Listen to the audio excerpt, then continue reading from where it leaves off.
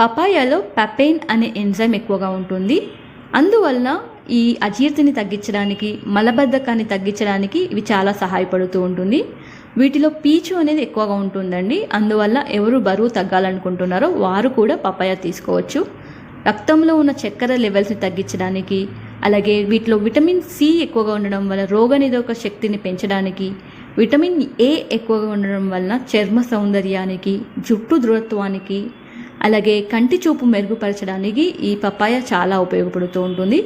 వీటిలో minerals calcium, phosphorus, magnesium, iron, copper, manganese ఇలాంటి minerals అనేవి అధికంగా ఉంటాయి. అందువల్ల ఎముకల దృఢత్వానికి కూడా ఇది చాలా సహాయపడుతూ ఉంటుంది. విటమిన్ కే ఎక్కువగా ఉండడం వల్ల ఎవరైతే కిడ్నీ అలాగే లివర్ సమస్యతో బాధపడుతున్నారో వీరు కూడా ఈ పపాయ తీసుకోవచ్చు. యాంటీ ఆక్సిడెంట్స్ అనేవి ఎక్కువగా ఉండడం వల్ల క్యాన్సర్ రాకుండా మనం నివారించవచ్చు.